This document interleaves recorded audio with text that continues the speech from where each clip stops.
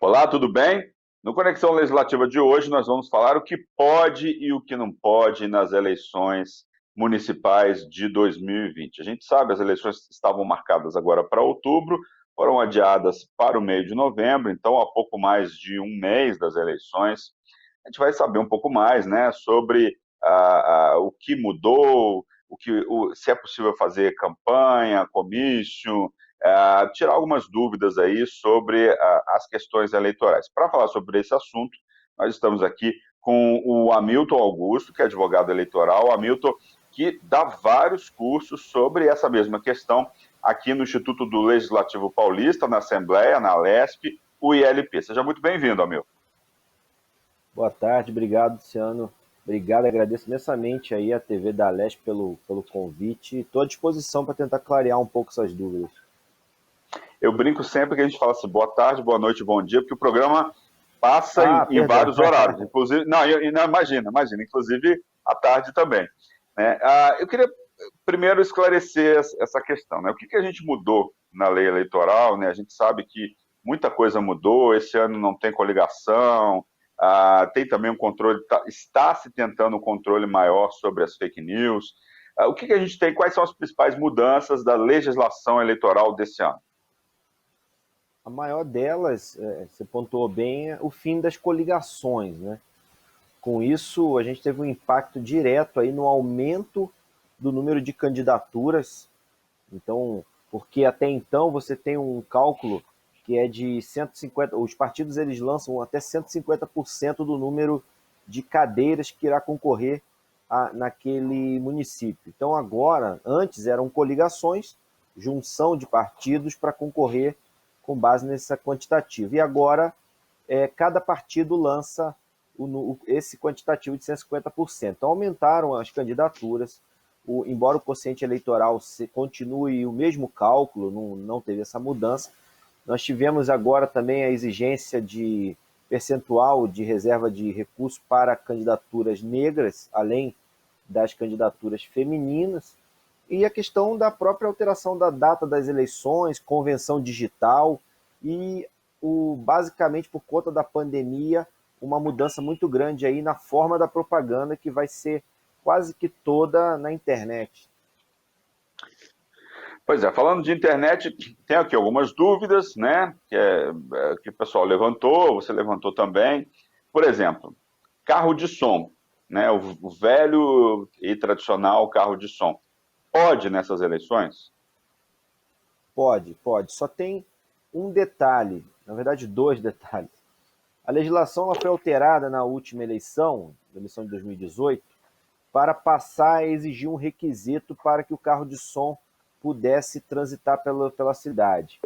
Ela passou a exigir que somente em caminhadas, carreatas, passeatas ou durante reuniões ou comícios. Quando ela trouxe essa restrição, esse requisito, muitas dúvidas surgiram porque a reforma eleitoral de 2017 para 2018 ela trouxe esse requisito, mas manteve um trecho da legislação que falava que carro de som transita pela cidade divulgando jingle. Então criou ali um conflito de normas e uma dúvida enorme sobre como que seria isso. Ninguém questionou. Então hoje o que se tem é que o carro de som ele só pode transitar pela cidade nessas hipóteses: caminhada, passeata, carreata ou durante reuniões ou comícios. E quase todas aqui a gente não tem problema, em quase todas, porque na carreata e na carreata o carro de som sempre vai estar. No comício é o trio elétrico se usa, reunião geralmente tem sonorização, não se usa carro de som. A passeata é aquilo que a gente entende como se fosse uma espécie de uma procissão, sai de um ponto a outro, então geralmente se vai um carro de som na frente. O grande problema aí ficou a exigência do carro de som, a caminhada para a existência do carro de som. E a dúvida principal que se tem jogado no ar, muita gente falando equivocadamente, que o candidato teria que caminhar ao lado do carro de som, em cima do carro de som, dentro do carro de som. E tem gente imaginando que é possível o candidato dentro do carro de som, dirigindo o carro de som, ou no carona ele sozinho transitar pela cidade com carro de som. Então são equívocos que estão surgindo. Mas o que a lei exige hoje são essas regras, e o mais correto é que esse carro ele circule pela cidade durante as caminhadas que os cabos eleitorais possam estar fazendo, com o candidato ou sem o candidato. A legislação não exige a presença do candidato.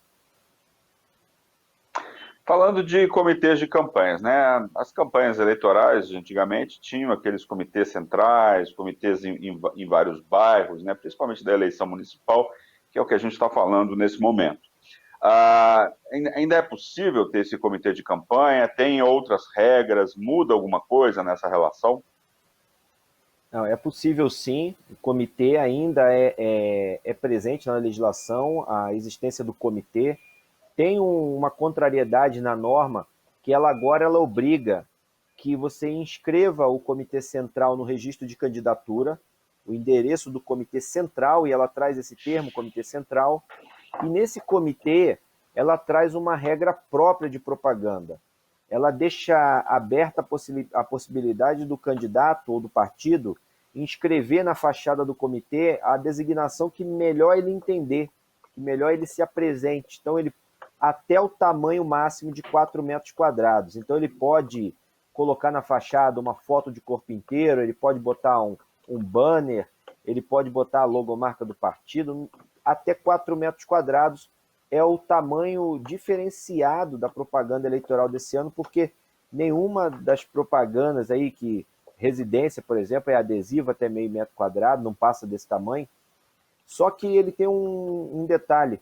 A legislação, ao mesmo tempo que ela abre essa possibilidade do Comitê Central, ela diz que nos demais comitês a propaganda segue a regra do cidadão comum, que é adesivo em janela até meio metro quadrado. Então, não faz o menor sentido essa previsão, porque você imagina se você tem uma cidade do tamanho de São Paulo, em que o candidato coloque o comitê central no centro da cidade, e em outro bairro ele queira colocar um outro comitê. É a regra de uma casa de um cidadão comum, em que o comitê não vai fazer a menor diferença, ninguém vai conseguir identificar o comitê. Em relação a comício, né? Eu conversando hoje, eu ouvi falar live mission, né? Agora a gente vai ter muito live mission nas redes sociais.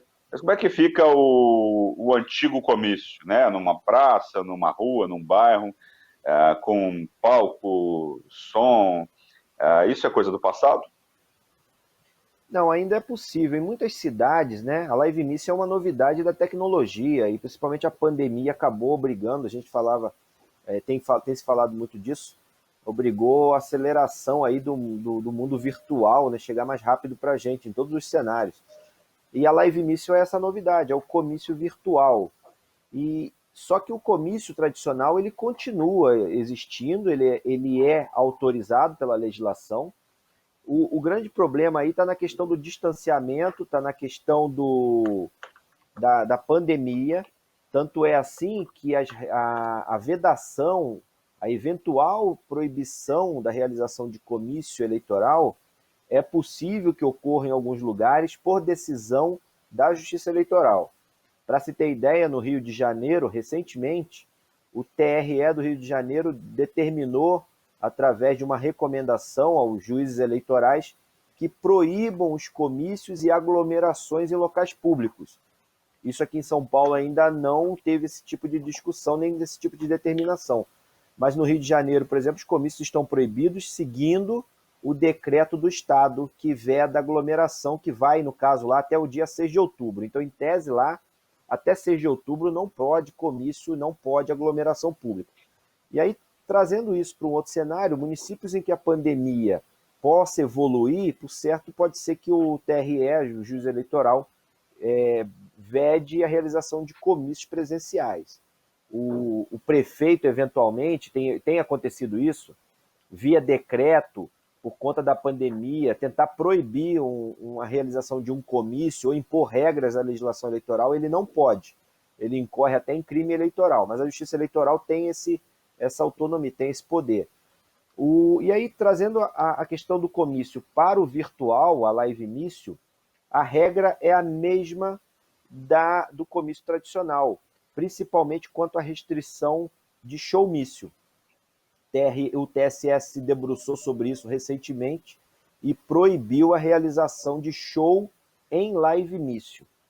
Então, não é possível a realização de show, assim como segue a regra do comício. Nem o uso de artistas para animar ali a live-mício não é possível. Então, basicamente, é a transposição do comício tradicional para o virtual com as mesmas regras, podendo, inclusive, ser impulsionado aí pelo candidato. Propaganda de rua é outra coisa que vai ficar no passado, aqueles santinhos no dia da eleição, espalhados pelo chão, a rua toda suja. O que pode e o que não pode em relação à propaganda de rua nas eleições de 2020? Nessa eleição, eu acho que a propaganda de rua ela ainda vai ser presente, mas nas próximas é muito possível que ela se torne algo inócuo aí e perca a importância dada a facilidade de trabalhar com a internet. A propaganda de rua, o estrangulamento da propaganda eleitoral, ela vem numa sequência aí de anos de 2012, 10, 12 para cá, ela vem sendo vedada ao extremo. Então nós tivemos aí a proibição de propagandas ostensivas em bens públicos, em postes, em viadutos, como tínhamos antigamente. Depois, na sequência, nós tivemos a vedação aí da realização de propaganda em locais, em bens de uso comum, nas praças e tudo mais, mas aquelas propagandas mais restritas, sem fixação. Então, como cavalete, bonecos, aqueles pirulitos que o pessoal usava e tudo mais. Na sequência, nós tivemos a vedação da própria propaganda nas residências. Placas, por exemplo, foram proibidas.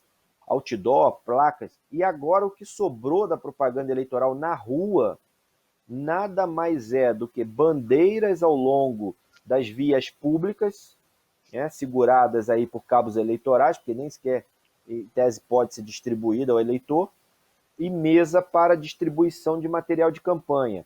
E os materiais basicamente são santinho, santão, adesivo, praguinha, aquela que você cola na camiseta, e folhetinho com eventual projeto de governo. Adesivo aí no caso, que você pode colocar na residência do cidadão, e a lei traz agora a regra de adesivo plástico em janela residencial até meio metro quadrado. Então você vê que interferiu até na propaganda na casa do cidadão. É na janela até meio metro. Então, dependendo da casa, a propaganda não vai aparecer para ninguém lá fora. Se o muro for alto, se a janela não for para a rua. E no carro, você tem a proibição da antiga plotagem, né, que é a adesivação do veículo. Não pode mais. A regra de veículo agora é só microperfurado na extensão total do para-brisa traseiro e em outras posições do veículo adesivo até meio metro quadrado, mesmo tamanho de residência. E a propaganda nesse formato ela vem sendo cada vez mais restrita, até o ponto que certamente ela desaparecerá das ruas e vai cair toda na internet. Pois é, falando de internet, né, uma das principais propagandas aí, um dos principais métodos que estão sendo utilizados nos últimos anos é o impulsionamento, né? E a gente sabe que a campanha desse ano, né, como foi um pouco a maior parte da campanha de 2018, mas principalmente agora nas eleições de 2020, vai ser uma propaganda muito forte pela internet, pelas redes sociais, o que pode e o que não pode em relação à internet, né? Impulsionamento, fake news, distribuição pelo WhatsApp, são várias dúvidas que a gente tem aqui para esclarecer o eleitor e esclarecer também os candidatos. Bom, na internet, a regra básica da internet, assim como a propaganda em rádio, TV, seguindo essa regra, é a livre manifestação do pensamento, tanto do candidato, no que tange a propaganda política, quanto do eleitor, com algumas restrições, aí que já eram restrições do direito como um todo. Primeiro, não extrapolar o limite da crítica política e da própria promoção do candidato com eventuais ofensas injuriosas, propaganda negativa, negativas e criação aí de inverdades e distribuição de inverdades, que seriam, no caso, as fake news, porque isso é crime e com certeza vai ser combatido. O TSE recentemente publicou uma notícia de que está em contato, tem um convênio com todas essas plataformas, Facebook, Instagram, TikTok, entre outras, para controlar esse tipo de desinformação. Então ele vai combater, as próprias plataformas vão combater, então não vai precisar às vezes nem de atuação do juiz eleitoral, do Ministério Público, as plataformas identificando que aquele tipo de propaganda ela tem um viés aí, uma atividade suspeita, tem um viés aí de inverdade sendo publicada, tem critério aí de robô e tudo mais, ela vai ser automaticamente restringido pela própria plataforma. E a Justiça Eleitoral vai combater com muita veemência a questão da fake news. Na internet, o candidato ele pode veicular qualquer tipo de propaganda eleitoral que ele entenda. Ele não precisa seguir as regras, isso é um detalhe importante, que muita gente tem se confundido, ele não precisa seguir as regras do material impresso, quanto a tiragem, CNPJ, coligação, aquela coisa toda, embora lembrando que não existe mais coligação proporcional. Ele precisa, no entanto, seguir algumas outras regras. No que tange ao impulsionamento de conteúdo nas redes sociais, ele só pode impulsionar, que é o link patrocinado, ele próprio, o candidato, o partido político e, no caso do candidato majoritário, a coligação também se inclui aí.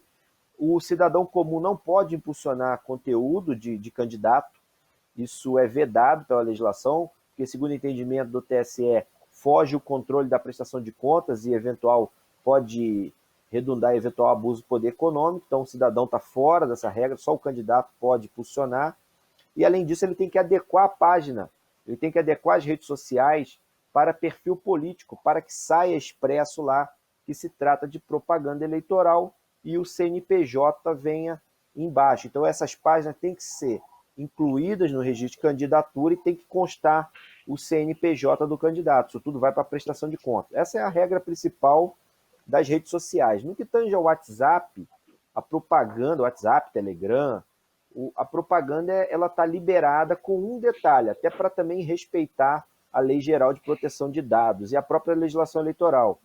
O candidato, o partido político, o candidato, coligação, até o apoiador que eventualmente vai compartilhar essa propaganda, mas principalmente o candidato, tem que garantir o descadastramento do eleitor.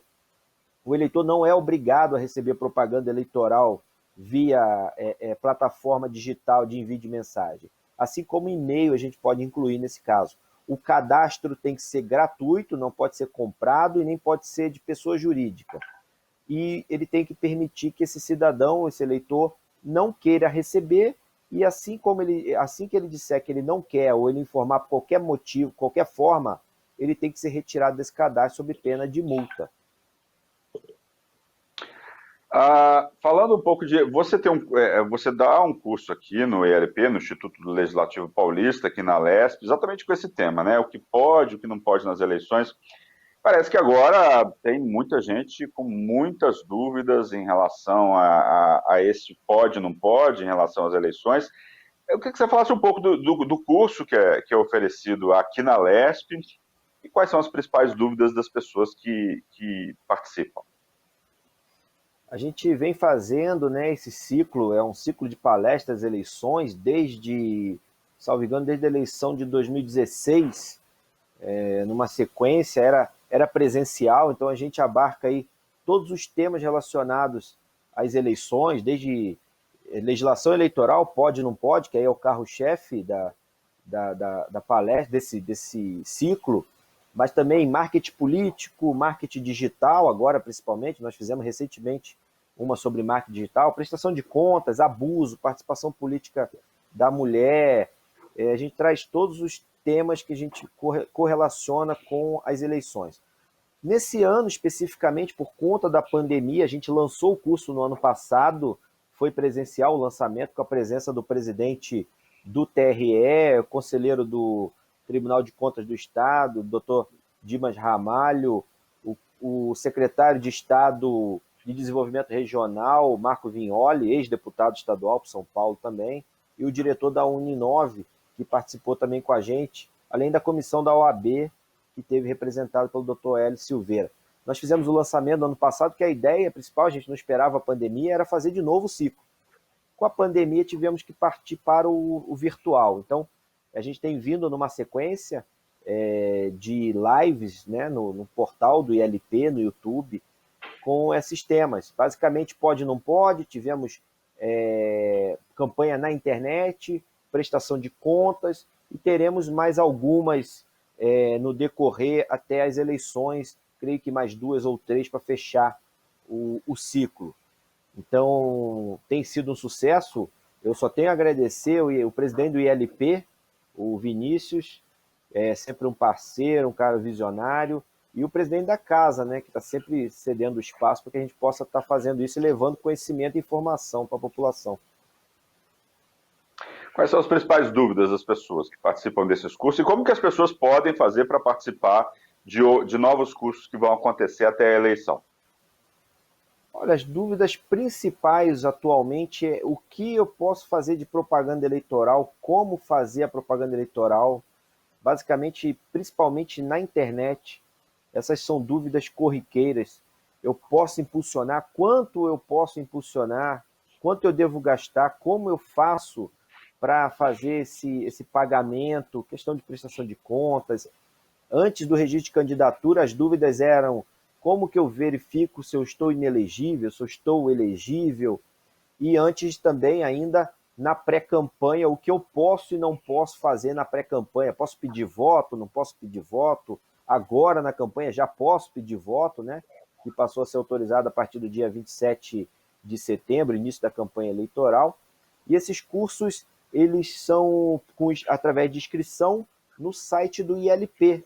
Entra através do site da própria Assembleia, lá no site do ILP. Vou consultar aqui agora para a gente dar informações aí para o pessoal que está em casa, né? Vou dar uma consultada enquanto você fala aí, para a gente ver as datas dos cursos, para que a gente possa sair divulgando aqui. Ó. A palestra é o que pode e o que não pode nas eleições, não é isso? É o ciclo de palestras eleições 2020. Eu não sei como que está salvo no ILP agora, na página a gente tem, do ILP. A gente tem no dia 8, ciclo de conferências, eleições e clássicos da filosofia, na área de Michel Foucault. Esse é outro. Esse é outro. Tem nesse mesmo tempo, com Nietzsche, com Derrida. E aí temos aqui várias sendo questões. Está sendo toda quinta-feira na parte da manhã, entre 10 e 11, meio-dia. Então, nós já tivemos 3, né? E aí teremos pelo menos mais 3. Teremos ainda as próximas, de cabeça assim, nós teremos ainda falando sobre pesquisa eleitoral e mais uma sobre marketing político, e na sequência a gente vai fazer o fechamento com o pode e não pode, que aí no caso sou eu que vou fazer o fechamento junto com o Vinícius, o presidente do ILP.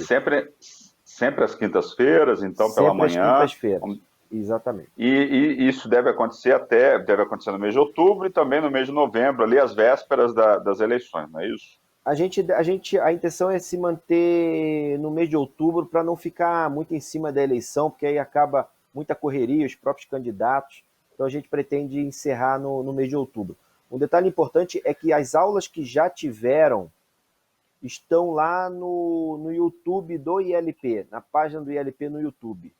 Então é facilmente acessável lá. Tivemos lá estratégia de campanha com o João Henrique, tivemos o Pode Não Pode, que eu fiz, prestação de contas com a doutora Fernanda Caprio, e propaganda, campanha digital, campanha virtual nas redes sociais, com o Lucas Pimenta, e aí viremos numa sequência aí com mais 2, 3.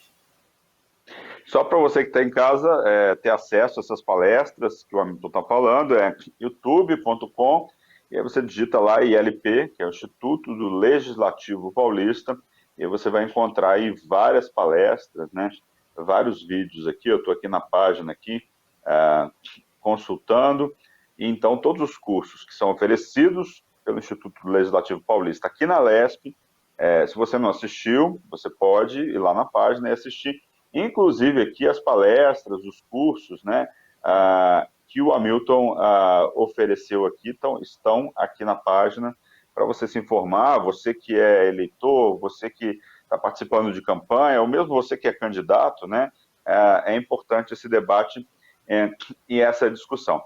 A gente vai ter muita mudança nessa eleição. Como é que você avalia essa eleição, a eleição de 2020, em relação a 2018 e a eleição que aconteceu igual em 2016 para prefeitos e vereadores? O sistema eleitoral brasileiro está se aprimorando nos últimos anos.